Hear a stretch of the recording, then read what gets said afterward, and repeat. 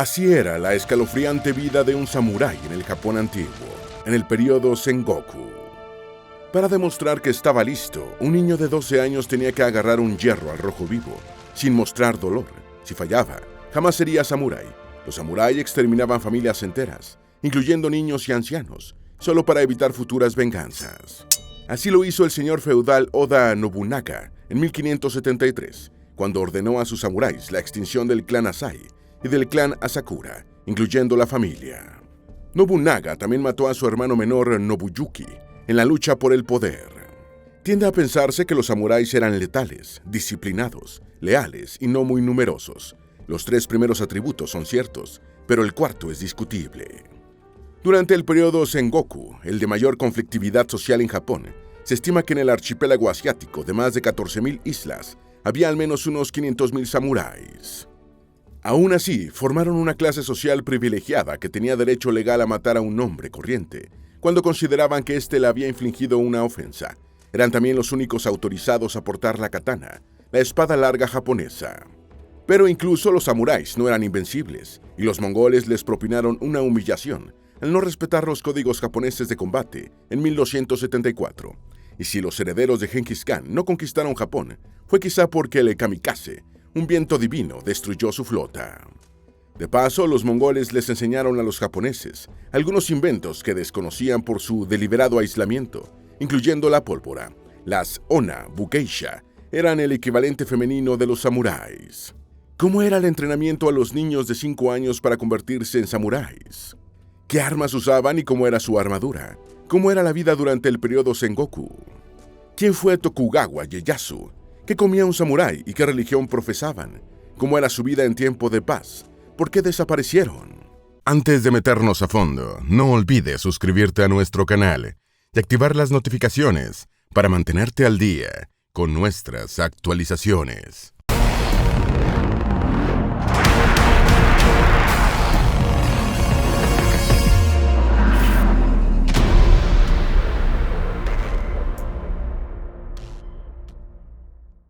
Nacías siendo samurái, no te hacías. Aunque los daimyos, los señores feudales japoneses, sostenían las relaciones políticas con la corte del emperador y controlaban las tierras de Japón, su poder en última instancia dependía de los samuráis bajo su control. Los samuráis juraban lealtad a su señor, defendiéndolo a riesgo de su propia vida, y protegían la familia, los bienes y las tierras del daimyo contra intrusos, ladrones y enemigos. Cuando un daimyo entraba en guerra, los samuráis constituían la élite de su ejército. Los elitistas guerreros debían estar preparados para combatir en cualquier momento, por lo que a menudo eran acuartelados. Cuanto más rico y poderoso se volvía un señor feudal, más samuráis podía permitirse. Finalmente, los daimyos más poderosos le arrebataron el poder al emperador. Como los samuráis formaban una clase social, se nacía con esa condición, sin que otros pudieran acceder a ella asistiendo a una academia o siguiendo una carrera, por muy preparados que fueran. Desde los 5 años los exponían a ejecuciones, sangre y vigilias nocturnas en cementerios. La crianza de los hijos por parte de las familias samuráis era de un rigor despótico, según los criterios occidentales. Desde los 5 años los niños portaban una espada de madera, pero no como un juguete, sino como el anticipo de la que sería su arma principal. A esa edad de parvulario, los pequeños eran expuestos a sangrientas ejecuciones, con armas blancas, para que se habituaran a ver la sangre correr desde temprana edad. Los nervios infantiles de los futuros samuráis recibían otra dosis de templanza examinando cadáveres destripados y haciendo vigilias en cementerios. Desde los 7 años, los niños y las niñas de las familias samuráis solían ser criados y educados separadamente, e incluso durante las comidas, debían estar claramente apartados. Muchos estudios destacan los lúgubres que eran los niños samuráis, privados de todos los juegos y placeres de la infancia. ¿Cómo era el entrenamiento de los niños de 5 años para convertirse en samuráis? Desde los 5 años, los niños de familias samuráis eran preparados para convertirse en guerreros fuertes y disciplinados. No se trataba solo de aprender a luchar, sino de moldear toda su persona. La primera parte del entrenamiento se centraba en el acondicionamiento físico, y los niños pasaban horas corriendo para ganar fuerza y resistencia. Aprendían a nadar, ya que podía ser indispensable para cruzar ríos o sobrevivir en condiciones adversas. La equitación era otra habilidad clave porque muchos samuráis luchaban a caballo. Igual de importante que el entrenamiento físico era el mental, que perseguía disciplina y obediencia. Los chicos aprendían a obedecer órdenes sin rechistar, a mostrar respeto por los maestros y los mayores, y a mantener siempre la concentración. La serenidad resultaba fundamental para enfrentar los momentos difíciles, y rendirse no era una opción. Genpuku, entre los 12 y 15 años. Desde la niñez, los futuros samuráis eran formados para el autocontrol, la lealtad, la valentía, la perseverancia y la rigurosidad consigo mismos y con los demás. Eran tenidos en la oscuridad durante un mes, con raciones mínimas, y sometidos a largas vigilias en las que entraban en trance. Yamamoto Tsunetomo, autor del Camino del Samurái, escribió en los años 1710: «Hay una manera de criar al hijo de un samurái. Desde la infancia se debe fomentar la valentía».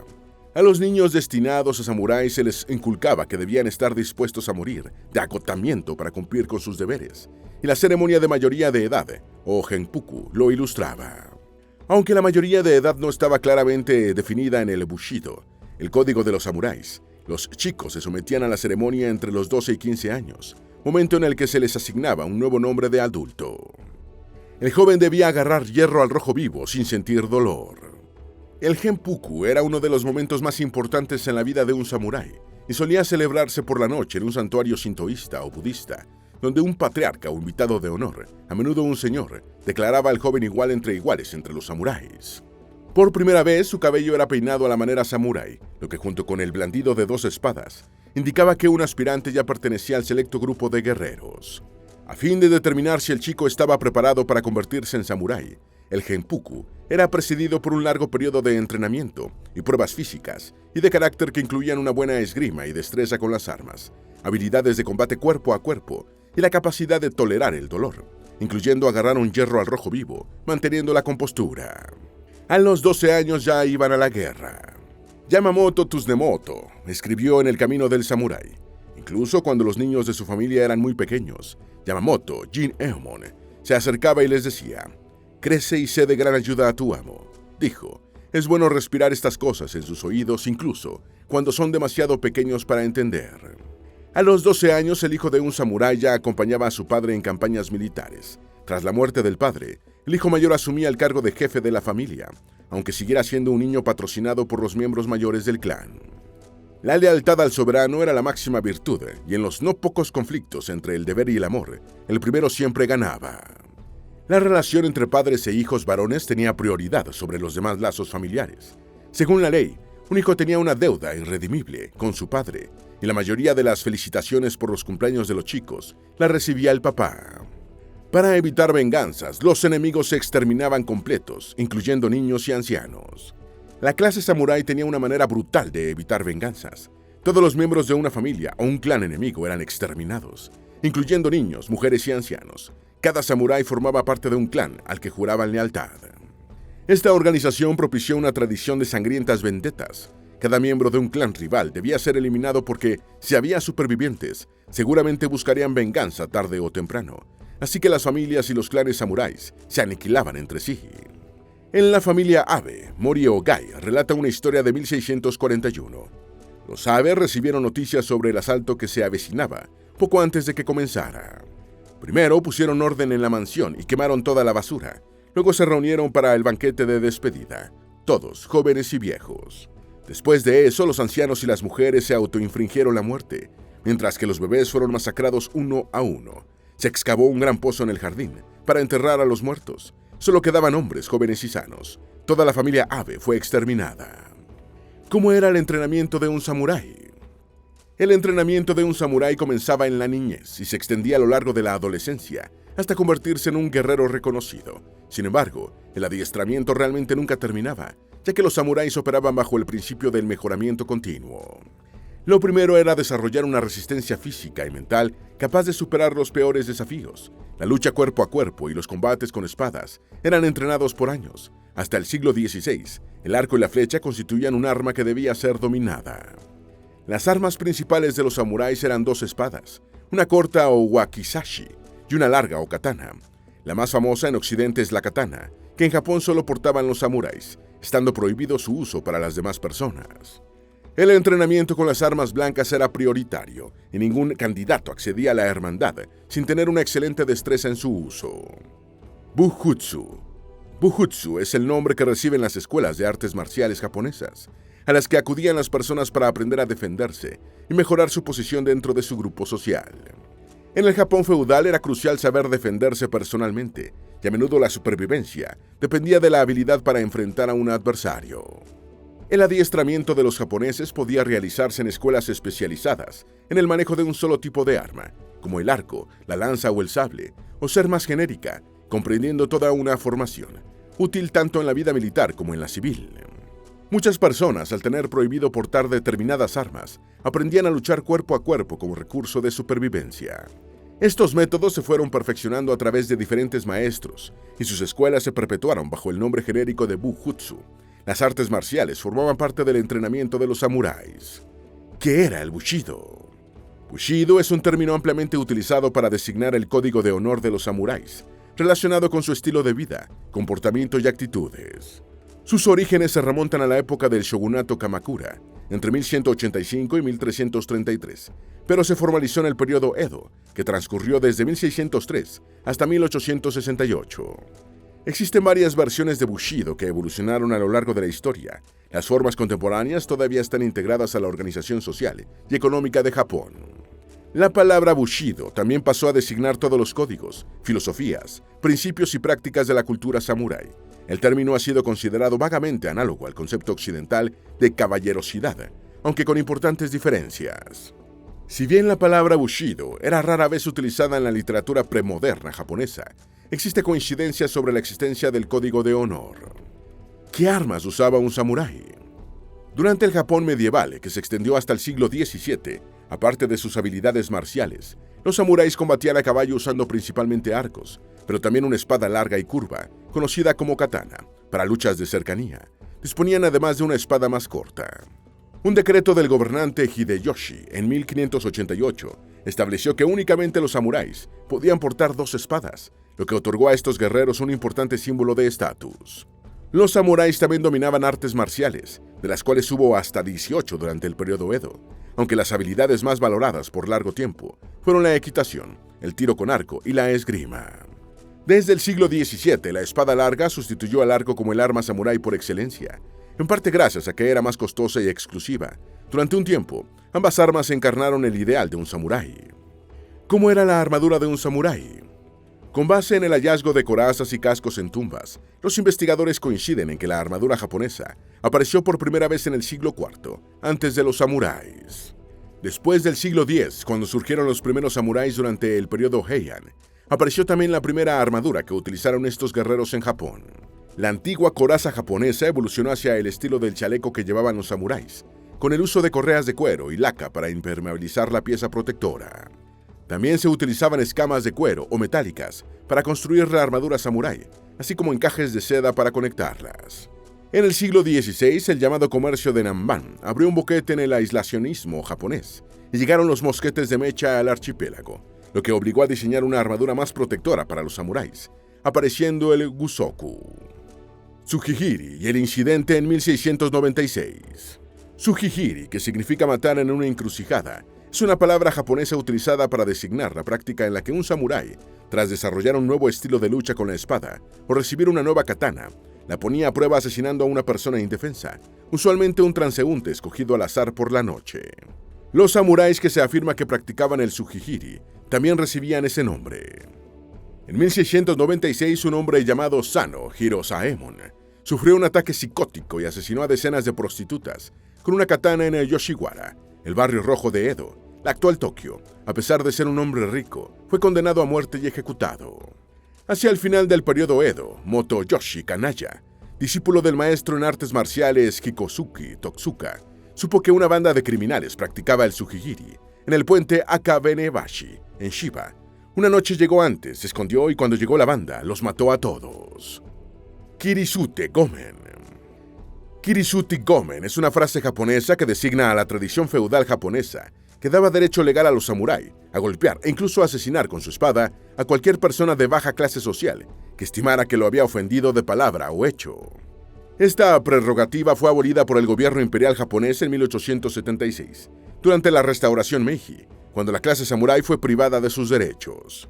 Como el derecho se definía como una forma de defensa propia, el kirisute gomen tenía sus reglas y no se podía aplicar a posteriori, sino inmediatamente después de que el samurái recibiera la supuesta ofensa. Además, no era aceptable que el samurái rematara a la víctima si ya le había asestado un buen golpe. El presunto ofendedor tenía derecho a defenderse con una wakizashi, lo que no representaba una gran ventaja, ya que esta espada era más corta que la katana del samurái. Kubi-hiken. En el mundo violento del periodo Sengoku, entre los siglos XV y XVI, caracterizado por guerras civiles casi constantes en Japón, la cabeza de un enemigo, más que una muestra espantosa, era una prueba de mérito en el campo de batalla. Los decapitadores recogían las cabezas de sus adversarios y las presentaban a sus comandantes en una ceremonia llamada Kubi-hiken. Esta expresión significa inspección de cabezas, y era la prueba indiscutible de que una testa había sido cercenada y un enemigo eliminado. El acto aumentaba la moral del victimario y sus tropas, y se afirma que entrañaba una elevación de la dignidad del descabezado. Arraigado en la cultura militar de la era Sengoku, el ritual garantizaba estatus y recompensas basados en hechos verificables en combate. Si se deseaba hacer méritos, no bastaba con afirmar que se había eliminado a alguien, era preciso presentar su cabeza. ¿Qué fue el periodo Sengoku? El periodo Sengoku, o periodo de los reinos combatientes, fue una fase de la historia japonesa en la que los disturbios sociales y las guerras civiles tuvieron lugar casi de forma continua durante los siglos XV y XVI, aproximadamente entre 1454 y 1568, aunque distintas historiografías proponen diferentes momentos de inicio y término. El incidente de Kyotoku en 1454, la guerra de Onin en 1467 y el incidente de Meio en 1493 suelen citarse como el comienzo. Sobre el momento final hay más discrepancias y espacio de tiempo, y se mencionan desde la marcha de Oda Nobunaga sobre Kioto en 1568 hasta la supresión de la rebelión de Shimabara en 1638. Este periodo se caracterizó por el incremento de la influencia política de los señores feudales, en detrimento del shogunato, Ashikaga en declive. ¿Cómo era la vida durante el periodo Sengoku? La vida en el periodo Sengoku dependía tanto de la condición social, campesino, ciudadano, samurái, gobernante, señor feudal, noble, como del nivel de involucramiento en los conflictos casi constantes. Una cosa resultaba segura, era una vida de tiempos de guerra. La mayoría de la población era campesina y trabajaba los campos para producir arroz, del que la parte de león se le llevaba el señor feudal, propietario de la tierra. Las tropas en campaña podían confiscar bienes y alimentos y destruir los sembradíos, forzando a menudo a los campesinos a huir. Si su daimyo entraba en guerra, los campesinos de sus tierras debían luchar como soldados rasos. Los samuráis debían estar listos para entrar en combate tan pronto su señor se lo ordenara, y los daimyos no beligerantes miraban el fregado a prudente distancia, sin descuidar su preparación para una eventual entrada en combate. La evolución de la clase samurái. El papel de los samuráis cambió significativamente durante el periodo Sengoku. Al comienzo, eran principalmente sirvientes de la corte y de la nobleza feudal, y realizaban funciones de protección. Sin embargo, a medida que la conflictividad fue haciéndose endémica, los samuráis se convirtieron en guerreros a tiempo completo, que peleaban batalla tras batalla y vivían como profesionales de la espada. Entrenaron más duro, se protegieron con mejores armaduras y aprendieron a seguir órdenes en el sentido militar. Varios daimyos establecieron códigos de conducta para sus samuráis, incluyendo conceptos sobre el valor, la lealtad y el honor. Estas nociones ayudaron a mantener a los ejércitos de samuráis organizados en tiempos caóticos. Aunque tiende a pensarse en ellos como una clase más bien pequeña, se estima que durante el periodo Sengoku, entre un 10 y un 20% de la población japonesa eran samuráis. Eso significaba por lo menos 500,000 de samuráis. Los samuráis fueron humillados por los mongoles en el siglo XIII. Los mongoles, rudos e igualitarios guerreros de las estepas de Mongolia, tenían una ventaja sobre los samuráis. Iban a lo suyo sin intentar anunciar su linaje privilegiado antes de entrar en batalla. Los mongoles infligieron derrotas a los samuráis tras su invasión del archipiélago japonés en 1274, gracias a sus catapultas explosivas, sus flechas envenenadas y sus mejores tácticas militares. Japón pagó de esta forma un estricto aislamiento del resto del mundo. Los japoneses conocieron la pólvora cuando los mongoles los invadieron. Sin embargo, los intentos de los asiáticos continentales por conquistar Japón se vieron frustrados por las condiciones meteorológicas. En 1274, los herederos de Gengis Khan fueron forzados a retirarse por las fuertes tempestades, y en 1281, gran parte de su flota fue destruida por un tifón llamado kamikaze, o viento divino por los japoneses, llegando a su final las tentativas mongolas por dominar el archipiélago nipón. Batalla de Sekigahara. La batalla de Sekigahara fue un enfrentamiento crucial librado en Japón el 21 de octubre de 1600, en lo que hoy es la prefectura de Gifu, en el Honshu, la isla principal japonesa, a finales del periodo Sengoku. Fue peleada por el ejército de Tokugawa Ieyasu contra una coalición leal al clan Toyotomi, liderada por Ishida Mitsunari, en nombre del joven Toyotomi Hideyori. Este era hijo y sucesor designado de Toyotomi Hideyoshi, el general que unificó Japón hacia el final del periodo Sengoku. Varios comandantes desertaron antes o en el transcurso de la refriega, lo que condujo a la derrota de Mitsunari. La batalla de Sekigahara es considerada ampliamente como la más importante de la historia de Japón, estimándose que en su inicio participaron casi 200.000 combatientes. La victoria de Tokugawa se considera generalmente el comienzo del shogunato del mismo nombre, que gobernó Japón durante más de 2 siglos y medio, hasta 1868. ¿Quién era Tokugawa Ieyasu, el ganador de la batalla de Sekigahara? Tokugawa Ieyasu fue un daimyo y samurái japonés, fundador y primer shogun del shogunato que llevó su nombre, que gobernó Japón durante 265 años, entre 1603 y la restauración Meiji de 1868. Fue el tercero de los 3 grandes unificadores de Japón, junto con Oda Nobunaga y Toyotomi Hideyoshi. Tokugawa era hijo de un señor feudal menor y vivió como rehén del daimyo Imagawa Yoshimoto, en nombre de su padre. Tras la muerte de su padre, le sucedió como daimyo, siendo vasallo y general del clan liderado por Oda Nobunaga, con el que fortaleció su poder. En 1603 fue nombrado shogun, que significa comandante del ejército, y dimitió en 1605, aunque siguió controlando las riendas del poder hasta su muerte en 1616. Ieyasu ordenó a su hijo mayor que se pusiera fin. En 1611, Tokugawa Ieyasu tenía 68 años y era el principal poder de Japón sin ejercer de shogun, cargo que nominalmente estaba en manos de su hijo Hidetada. Era sorprendente que alguien alcanzara una edad tan avanzada en el Japón del siglo XVII, y para un samurái algo poco menos que milagroso. La guerra ya era lo suficientemente peligrosa como para acortar la esperanza de vida, y, además, el código de honor de los samuráis prescribía la muerte por propia decisión en caso de derrota. No era extraño que un señor ordenara a un vasallo que pusiera fin a su vida, orden que debía cumplirse inmediatamente, y sin protestar para no sufrir una muerte considerada deshonrosa. En 1579, antes de acceder al shogunato, Ieyasu le ordenó a su hijo mayor que se autoinfligiera la muerte, debido a que Oda Nobunaga, el daimyo o señor feudal, así lo deseaba. ¿Qué era un daimyo? El daimyo, que significa gran nombre, era el señor feudal de Japón y representó el verdadero poder a lo largo de 7 siglos, hasta 1868. La palabra daimyo era utilizada también para designar a los líderes de los clanes. Por lo regular, un daimyo de gran prestigio era el comandante del ejército del shogun. Había daimyos de diferentes niveles, con base en su prestigio militar, riqueza y poder. Los de mayor rango formaban parte de la nobleza y vestían de negro. El color de la vestimenta se iba aclarando en la medida de que el nivel del señor feudal disminuía. La mayoría de los daimyos eran también samuráis o pertenecían a familias de samuráis. En todo caso, los samuráis debían jurar lealtad y hacerse matar, si era necesario, por su daimyo. Seppuku. Seppuku, que significa cortar el vientre, también conocido como harakiri, es el ritual japonés para autoinfligirse la muerte por evisceramiento. En principio estaba reservado para el autosacrificio de los samuráis y establecido en su código de honor, aunque también fue utilizado por otras personas durante la era Showa, particularmente tras la derrota del Imperio japonés en la Guerra del Pacífico, en 1945. Comenzó durante el principio de la era samurái en el periodo Heian, entre los años 794 y 1185, cuando empezó a ser practicada por los guerreros que estaban a punto de ser hechos prisioneros, para evitar la tortura. Con el tiempo adquirió una connotación relacionada con el honor y muchos morían por propia voluntad, después de caer derrotados. También fue una pena capital para samuráis incursos en graves delitos. Se practica con un arma blanca llamada tanto, enterrándola en el vientre y moviéndola de un lado a otro para agrandar la herida. Ejemplos de eventos de seppuku registrados en la historia.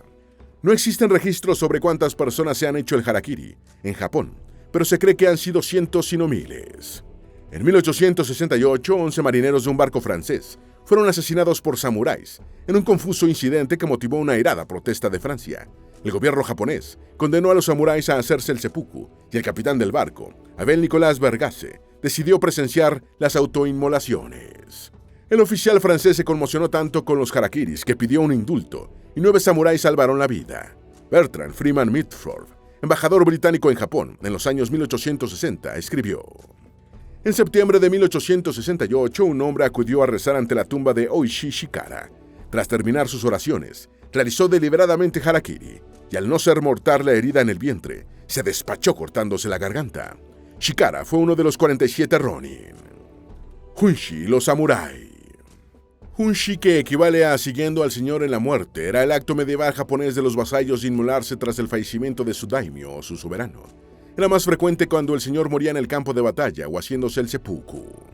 El hunshi se popularizó entre los vasallos durante el shogunato Tokugawa, incluso cuando el amo había muerto de muerte natural o de manera no violenta.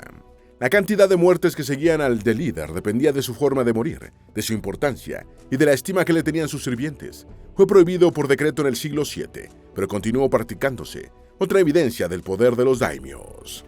El sitio de Tottori por 200 días los llevó probablemente al canibalismo.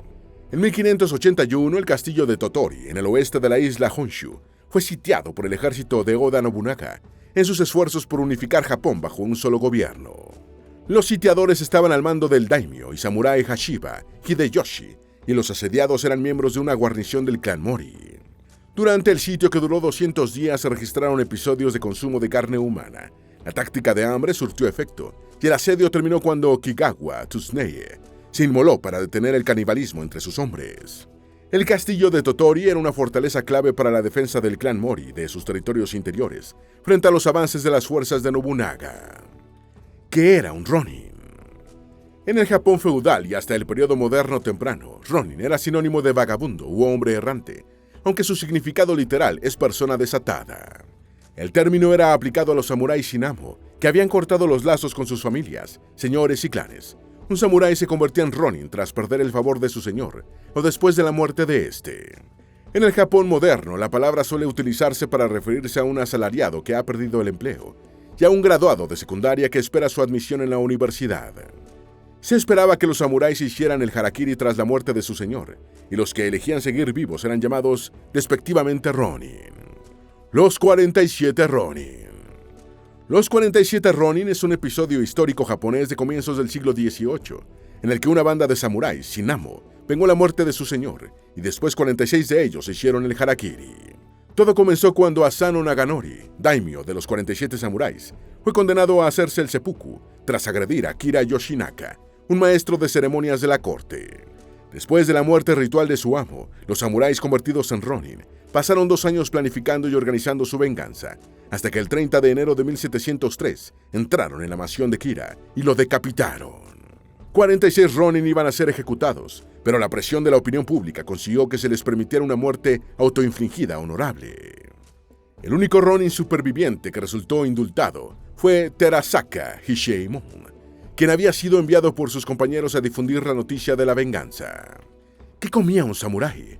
Los samuráis enfocaban todos los aspectos de su vida con disciplina, incluyendo la alimentación. El arroz, como para todos los japoneses, era su alimento básico. Aparte de saciar y proporcionar energía, el arroz tenía un simbolismo cultural, equivalente a bienestar. Las verduras, a menudo encurtidas para conservarlas por más tiempo, también tenían una presencia importante en la dieta de los guerreros. El archipiélago japonés es relativamente pobre en tierras para el cultivo y crianza de animales, pero a cambio posee una línea costera de 29.751 kilómetros, la sexta más extensa del planeta. Esta condición indujo desde tiempos inmemoriales a los japoneses a basar su ingesta proteica en los frutos del mar y no en el ganado o las aves. Los samuráis comían mucho pescado, al igual que los nipones actuales. En el top 5 mundial, los productos de soja también estaban presentes en la dieta guerrera. Había samuráis mujeres. Si bien samurái es un término estrictamente masculino, la clase bushi japonesa, a la que pertenecían los guerreros, incluían mujeres con una formación parecida en artes marciales, manejo de armas y disciplina. Estas mujeres eran llamadas Onna Buheisha, y aunque no estaban destinadas a participar directamente en la guerra, se esperaba que su entrenamiento físico y mental les permitiera defender su hogar y su familia en ausencia de su esposo. Algunas participaron en combates y su arma preferida era la naginata, una lanza con una hoja curva, parecida a una espada, versátil, pero relativamente ligera. ¿Qué religión tenían los samurái?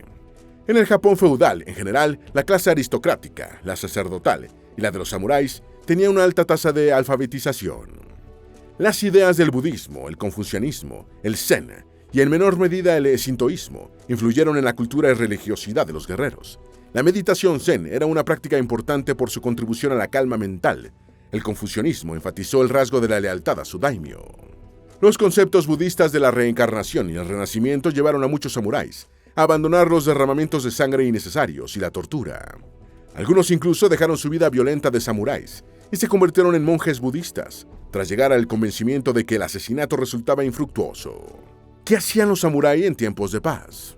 En los periodos cortos de paz, los samuráis priorizaban su entrenamiento, pero cuando la tranquilidad se prolongaba, desempeñaban diferentes tareas, como hacer algún trabajo burocrático o administrativo para su señor, gestionar su patrimonio y finanzas personales, cumplir funciones gubernamentales locales y mediar en conflictos.